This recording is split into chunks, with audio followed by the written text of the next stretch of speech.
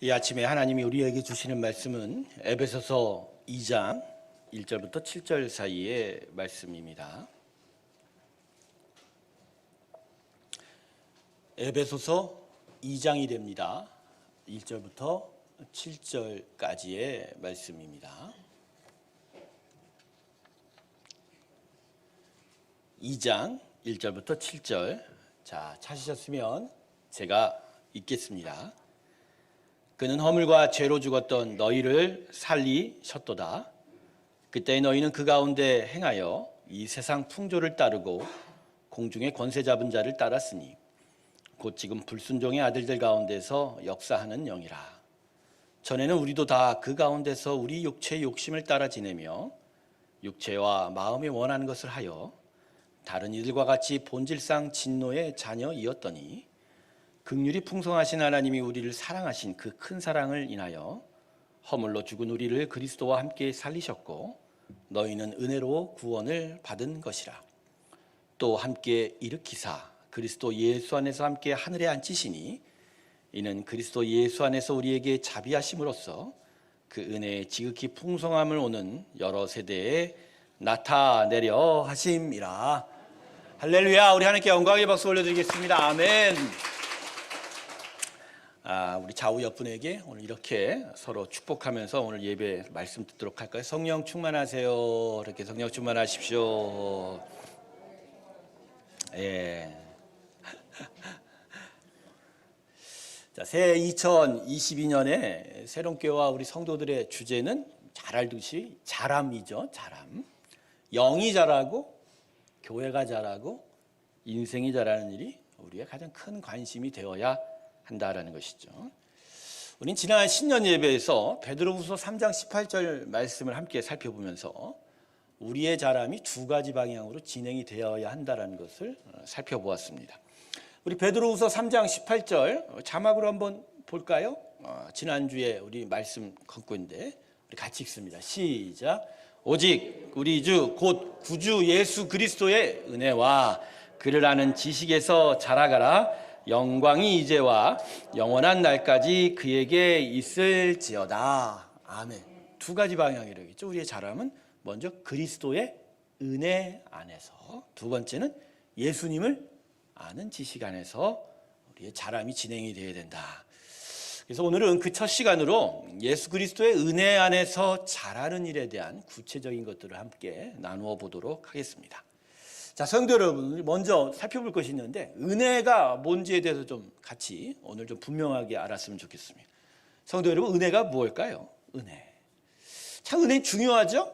우리의 믿음의 삶에 있어서 은혜를 아는 것이 너무나 중요합니다. 왜냐하면 이 하나님의 은혜가 없이는 믿음으로 산다라는 것 자체가, 그죠? 사실 십자가 예수님이 오는 것 자체가 있을 수가 없기 때문입니다. 믿음이 있어야 십자가도 있고 믿음이 있어야 구원도 있기 때문입니다. 자, 본문 1절 다시 한번 볼까요?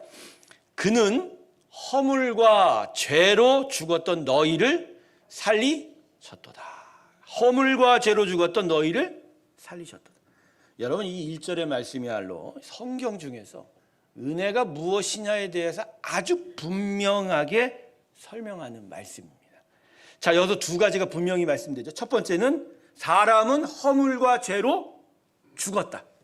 허물과 죄로 죽었다.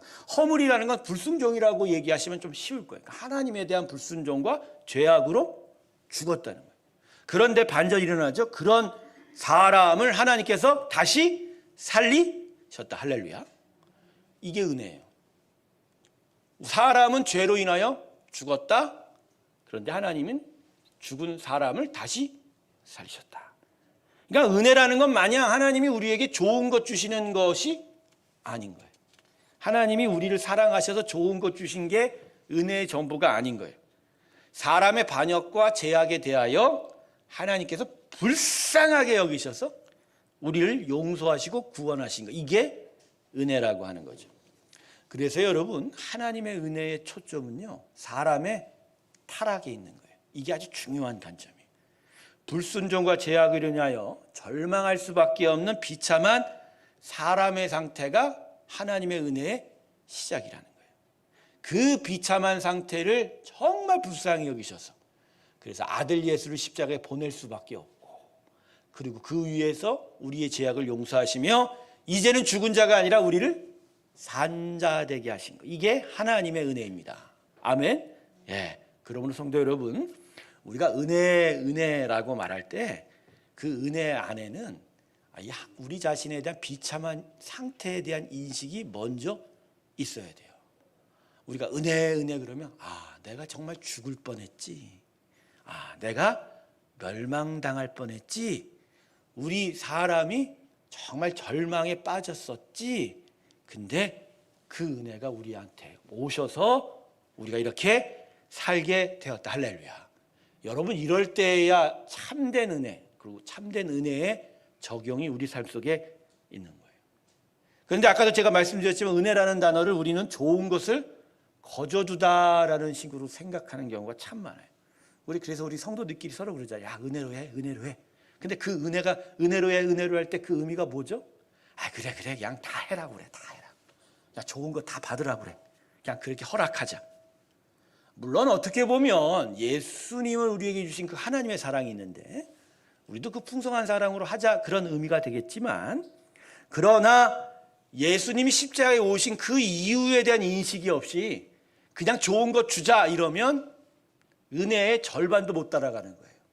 왜 그 은혜를 주실 수밖에 없는 하나님의 사실 그 처절하고 아픈 속마음, 그럼에도 불구하고 자기 아들을 십자가에 죽일 수밖에 없는 그 마음. 그 가장 중요한 건 너희를 살리셨도다가 은혜 안에 안 나타나는 거예요. 그냥 좋은 것 주셨어 그러면 그 좋은 것 주신 것 안에 나를 살리셨어가 나와요? 여러분, 은혜는 나를 살리시는 겁니다. 할렐루야. 이게 은혜인 거예요. 그래서 은혜는요, 살리시는 역사, 그 열매가 안 나타나면 이거 제대로 은혜가 안 되는 거예요. 그래서 오늘 여러분 하나님의 말씀을 들을 때 우리가 하나님 은혜 주시옵소서 할 때 그 은혜는 우리 안에 예수의 생명이 드러나는 역사로 나타나야 됩니다. 할렐루야. 그냥 내가 너무 좋았어. 오늘 기분이 좋았어. 그건 그냥 내 기분이 좋은 거고, 진짜 참된 은혜는 내 안에 생명이 살아나는 역사다. 할렐루야. 예전에요, 제가 처음에 이제 교회를 섬기기 시작했을 때 신학교를 몸이 아파서 1년 늦게 갔어요. 그래서 보니까 교회 이제 행정간사를 하다 봤는데 재정까지, 회계까지, 처리까지 다 하게 되었어요. 근데 기부금 납입 영수증을 그때도 이제 발급을 했는데 지금처럼 철저하게 하지 않았어요. 그러다 보니까 가짜로 발급하는 일이 무척 많았어요. 아예 쪽지에다가 간사님, 뭐라고 해요? 저 500만 원만 해주세요. 이런 거. 본인이 얼마 낸지는 상관없어. 그냥 해달라고. 근데 해줬죠. 제가 그랬어요. 해줬어요. 근데 그 동기가 무엇이죠? 그냥 풍성히 베풀어줘서 은혜 충만하려고. 근데 그게 은혜인가요? 돌이켜 생각해보면 그건 은혜가 아닌 거죠. 교인들의 어떤 욕구죠. 좀 더 절세하고 싶은 욕구. 이게 탐욕이죠. 거기에 은혜로 반응한 게 아니라 뭐로 반응한 거라고요? 똑같이 탐욕으로 반응해요. 그건 은혜가 아닌 거예요. 그래, 이 사람한테 잘해주면 이 사람이 좀 더 많이 하겠지. 그런 욕구 하나. 자, 거기서 우리를 다시 살리셨도다가 나옵니까? 대답 좀 해보시라니까. 안 나오죠. 이 하나님의 은혜가 무엇인지를 이런 일들 통해서 우리가 깨달을 수 있게 되는 것이죠. 그래서요, 이때는요, 은혜가 되려면 정중하게 친절하게 죄송합니다라고 그럴 수는 없고요. 하신 대로 하겠습니다. 자, 그럴 때 그 성도님이 삐질 수 있죠. 토라질 수 있어요. 뭐 그 정도 안 해줘? 바로 그 삐짐과 토라짐을 자기가 다 받아들이는 게 그게 은혜입니다. 할렐루야. 이제 은혜라는 단어 아시죠? 의미가. 물론 오늘도 이제 예배 끝나고 떡이 있어요. 서로 이렇게 음식을 풍성히 나눠 먹는 것 자체의 그 은혜의 풍성함, 이런 풍성함이라는 거예요. 바로 은혜가 내 안에 들어와서 서로가 서로를 축복하고 나누어 주겠다라고 하는 결과물이 떡이지, 떡 자체가 은혜는 아니에요. 중요한 건 은혜 안에 가장 있어야 될 중요한 핵심은 바로 다시 살리심, 성도의 자람과 성장과 변화다. 할렐루야. 바로 그게 은혜의 핵심이라는 거예요. 그래서 바울이 오늘 지난주에 베드로가 베드로후서 3장 18절에서 하나님의 예수 그리스도의 은혜 안에서 자라라고 하는 게 바로 그 의미인 거예요. 은혜는 우리 안에 어떤 일을 만들어낸다? 변화와 자람을 만들어낼 수밖에 없으니까 베드로는 당연히 그렇게 이야기하는 것이죠. 하나님께서 당신의 백성들에게 베푸신 은혜의 초점은 성도들의 변화와 자람에 있습니다. 그래서 자라야 돼요. 은혜를 깨닫고 은혜 안에서 비로소 제대로 된 변화가 시작이 되고 자라고, 그래서 결국은 나중에 하나님께 기뻐하시는 열매를 맺을 수 있다. 구약시대 이스라엘 백성이 이걸 몰라서 낭패를 본 거예요. 이스라엘 백성은요, 하나님의 은혜를 자기 중심적으로만 생각한 사람들이에요. 아까 제가 말씀드린 하나님 우리만 사랑하셔. 우리만 사랑하셔. 이방 백성은 사랑 안 해. 그리고 우리 너무 사랑하셔서 좋은 것을 주시는 분이야. 그러니까 하나님을 이스라엘 백성은 어떻게 여겨요? 나만 사랑하여 내게 좋은 것을 주시는 분. 근데 이렇게 해서 나타난 현상이 뭐냐면 이스라엘 백성들이 다른 신을 섬기게 된 거예요. 그들에게 신은, 하나님은 좋은 것을 주시는 존재니까. 옆 동네 가나안 백성들이 농사에 소출이 많이 일어나니까 그 바알을 믿으면 좋은 걸 얻겠네? 그냥 거기 가서 바알을 덥석 섬긴 거예요. 그러면서 뭐라 그래요? 바알을 섬겼다고 얘기 안 해요. 나는 하나님을 섬겼다. 이렇게 얘기하는 자들이 이스라엘 백성. 자, 이러한 현상은 구약시대 이스라엘 백성에게만 나타나는 일이 아닙니다. 우리 시대 현 기독교인들에게도 공통적으로 나타나는 거예요. 아까도 말씀드린 하나님의 은혜를 좋은 것 주시고 어려운 문제 해결해 주시는 것만으로 여기게 되는 거예요. 그런데 가장 중요한 은혜의 결정적 포인트는 사람의 불순종과 죄악에 대해서는 전혀 인식이 없는 거예요. 이러면 은혜가 우리 안에서 자라지 못하게 해요. 우리를 성장시키지 못하게 한다. 즉 나의 타락을, 죽었던 나를 다시 살리셔서 이제 완전한 하나님의 형상을 닮아가게끔 하신 정말 은혜의 큰 능력이 은혜인데, 좋은 것을 얻는 거에만 관심이 가 있으니 변화가 있을 턱이 있어요? 없어요? 없죠. 오늘 본문 5절과 6절 사이에 3번이나 반복되는 문구가 있어요. 함께라는 단어가 3번 반복돼요. 자, 보셔요. 그리스도와 함께 살리셨고, 그 다음 6절 가면 함께 일으키사, 그 다음 마지막이 뭐죠? 함께 하늘에 앉히시. 예수를 십자가에 주신 그 은혜로 우리 안에 은혜가 전달됐을 때 어떤 일이 일어나냐? 예수와 함께 살아납니다. 할렐루야. 두 번째는 예수와 함께 일어서는 거예요. 절망과 고통의 삶에서. 그리고 마지막에 예수와 함께 어디에 가요? 천상의 천국에. 할렐루야. 그러니 죽었던 자가 천상의 천국에 갈 때까지 계속된 점진적인 변화와 성장이 있는 거잖아요. 쉽게 얘기하면 영이 깨고 영이 자라고 완전히 영이 살아서 하늘나라에 가는 게 바로 은혜가 그 초점이 있다는 것을 아주 분명히 우리에게 가르쳐 주는 거예요. 그러므로 성도 여러분, 하나님의 은혜는 우리에게 좋은 것만을 주는 차원이 아니고요, 우리에게 변화를 일으키는 거예요. 여러분, 좋은 거 주는 거는 일종의 선물이에요. 선물. 자, 애굽에서 구원을 받은 이스라엘 백성이 출애굽했어요. 당장 가나안 땅에 가지 않았죠. 어디를 거쳤어요? 광야를 거쳤어요. 하나님에게 훈련 받으려고. 근데 그 광야에서 이스라엘 백성에게 무엇이 주어졌죠? 아침마다 만나와 메추라기. 근데 이스라엘 백성은 이게 선물로 알았어야 돼요. 이런 걸 먹고서라도 우리가 하나님의 제사장 백성이 돼서 저 약속의 땅에 들어가 하나님의 영광을 드리는 자가 되어야 한다. 이렇게 갔어야 되는데 그게 바로 변화와 자람에 대한 초점인데 만나와 메추라기만 준 것만 좋은 거야. 그러니까 자기가 얼마나 모자르고 부족하고 변해야 되는지에 대한 깨달음이 이스라엘 백성에게 없었어요.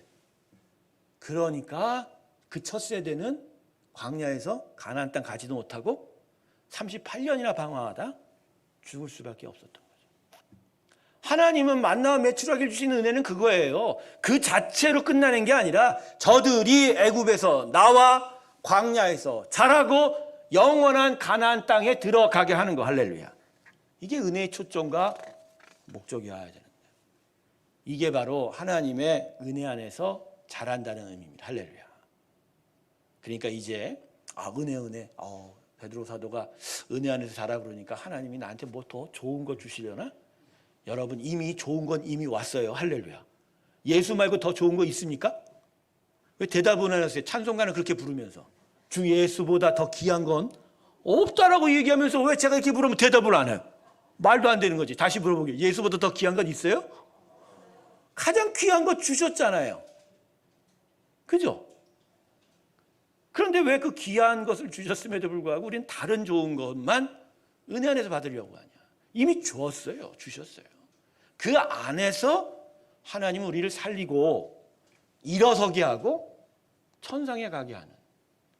근데 일어서려는 것도 사실 그죠? 절망과 고통 속에서 정말 힘껏 살아가도록 도우시려니 때때로 물질을 안 주실 수도 없고 그 길을 열어주실 수밖에 없고 아픈 자를 치유하시도록 그건 다 우리가 변화하고 자라는데 하나님 필요하니까 주시는 거지 그 자체로 은혜가 아니고요. 그건 선물이지 은혜는 우리가 자라가는 겁니다. 할렐루야. 하나님의 은혜 안에서 항상 자라가시길 주님의 이름으로 축원합니다. 그게 신앙의 삶이에요.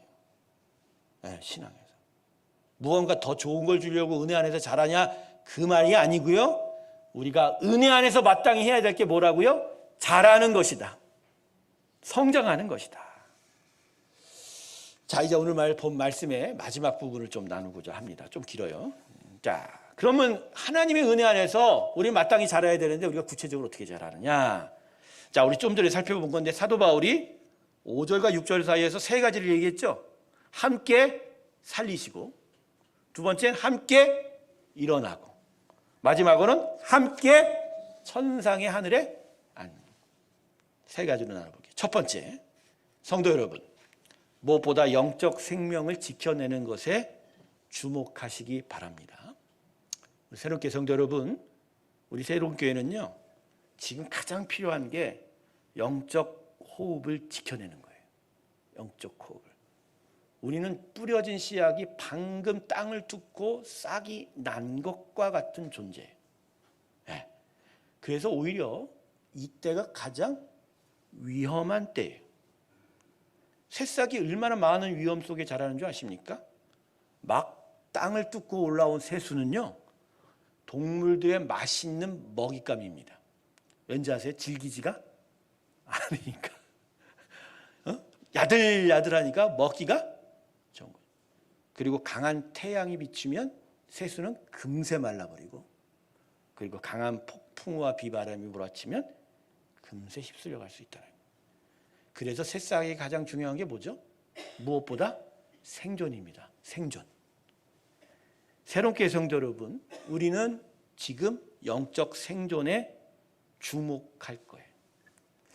목사님, 나 신앙생활한 지 아주 오래됐는데요. 예, 생각을 다시 돌리세요. 시간이 중요한 게 아니라 지금의 상태가 중요한 거예요. 우리는 지금 새순입니다. 아멘. 새순인 거예요. 교회는 특별히 새순인 거예요.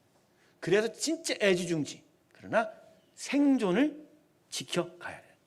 근데 여러분, 생존을 지켜가는데 가장 중요한 게 뭐예요? 영적 호흡이죠. 아기들이 얼마나 호흡을 잘하는 줄 아세요? 정말 갓난아기도 호흡 잘해요. 정말 호흡에 특출난 존재가 특별히 아기들이에요. 그 아기에게는 바로 그 호흡을 통해서 생존할 수 있도록 하나님이 특별히 신경을 쓰신 거예요. 하나님의 은혜가 우리 새롭게 성도들에게 작동할 때 여러분의 영적 호흡의 생존을 더더욱 강하게 붙들어 주실 것입니다. 그래서 이제는 기도의 자리, 예배의 자리, 말씀의 자리를 찾는 자에게 더 복이 임할 겁니다. 할렐루야. 제가 이건 주님의 은혜 안에서 대언합니다.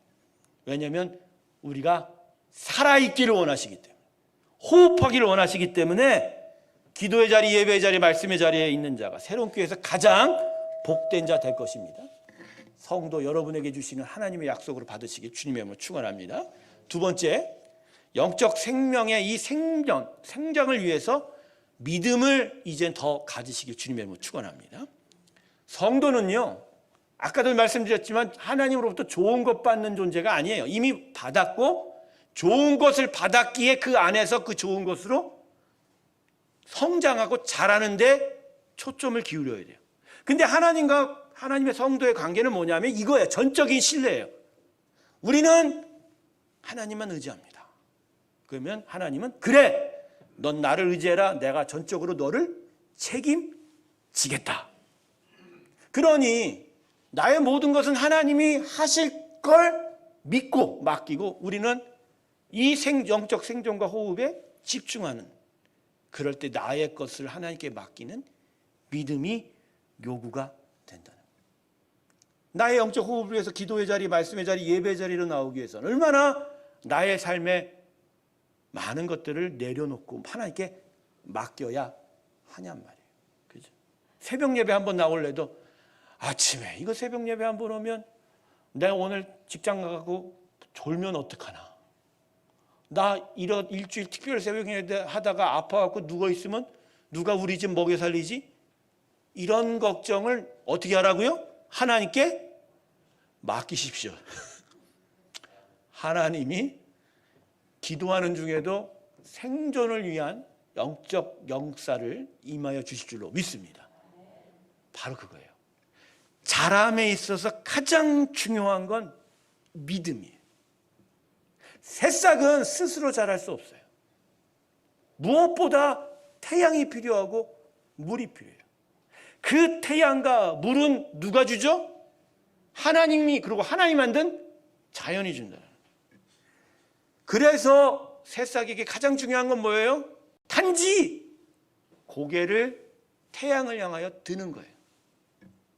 그리고 뿌리 깊이 촉수를 찾아서 저 땅속으로 흘러넘치는 물을 향해서 분주하게 나아가는 거예요. 그게 가장 중요해요. 영적 생존과 성장을 위한 우리가 믿음의 씨앗으로 하나님 나라의 밭에 심겨졌다면 우리 하나님은 최고의 농부예요. 언제 어떤 자리에서도 태양빛을 주실 것이고 물을 주실 거예요. 그러기에 우리는 물을 만들어내고 태양빛을 만들어낼 필요가 없어요. 그저 진리 되신 하나님만 바라보는, 할렐루야. 계속 바라보는 수고가 있어요. 그리고 내 영혼의 촉수는 하나님의 생명수를 향하여 끊임없이 분주하게 옮겨가야 하는 거죠. 바로 이 믿음, 하나님을 의지하는 이 믿음. 믿음이 있어야 잘할 수 있음을 꼭 기억하시길 주님을 축원합니다. 맡기십시오. 맡기면 잘합니다. 세 번째, 하늘에 소망을 두시기를 원합니다. 사실 이게 가장 중요해요. 사람은요, 결국 자신의 마음이 가 있는 곳에 자신을 드리게 되어 있거든요. 그래서 믿음이 역사하고 사랑이 수고하지만 끝내 무엇이 나와요? 믿음, 사랑 다음에 뭐라고요? 소망에 있네. 바라고 기대하는 것이 강하니까 끝까지 참아가는 거예요. 바로 이 소망과 인내가 나타날 때 우리 안에 지속적으로 자라는 일이 나타나게 돼요. 하늘에 소망을 두지 않으면 자랄 수 없어요. 영적 생명과 호흡은 어디에다 소망을 둔다? 하늘에. 하늘에 소망을 둘 때야 비로소 믿음이 작동하고, 그래서 그 믿음이 작동해야 비로소 우리는 은혜 안에서 자라갈 수 있습니다. 여러분, 결국 결론적으로 우리 믿음의 성도들은 뭐 하는 존재죠? 하늘로 향해 가는 사람들이에요. 그래서 순례자의 길이라고 하지 않습니까? 결국 천상의 천국에 도달해야 되는데 그 나라를 소망하는 일이 없이 우리가 믿음의 삶을 어떻게 살아가고 잘할 수 있겠냐. 하늘 소망이 여러분 영혼 가운데 가득하길 주님의 이름으로 축원합니다. 말씀을 정리하겠습니다. 하나님의 은혜를 더는 싸구려로 취급하지 마십시오. 하나님의 은혜는 내가 원하는 것을 주기만 하는 동네 편의점 자판기는 아닐 거라는 것이죠. 하나님의 은혜는 정말 실로 귀하고 소중해요. 진짜 하나님의 능력이 가득해요. 근데 그 능력이 우리 안에서 어떻게 한다고요? 우리를 살리고 우리를 일으켜 세우고 우리를 천국으로 향하게 한다. 할렐루야. 은혜 안에 자란다는 것이 바로 이것을 기억하시면서 내가 나이가 80이던 내가 신앙생활을 몇십 년을 했던 내가 이만큼 직분자가 됐던 상관하지 마시고 은혜 안에서 사십시오. 일어서십시오. 하늘을 향하여 나아간 우리 모두가 되시길 주님의 이름으로 축원합니다. 기도하겠습니다. 은혜 안에서 자라게 하소서. 하나님을 믿게 하소서. 하늘에 소망을 두게 하여 주셔서 그래서 살아나고 일어서고 하늘에 앉고 하늘에 도착하는 우리의 인생 되게 하여 주시옵소서. 예수님의 이름으로 기도드립니다. 아멘. 이 시간 봉헌 드릴 때 우리 천사 헌금 기금을 위한 후원 비전 헌금도 기억하시면서 기도해 주시기를 바라겠습니다. 우리 214장 함께 찬송 부르겠습니다.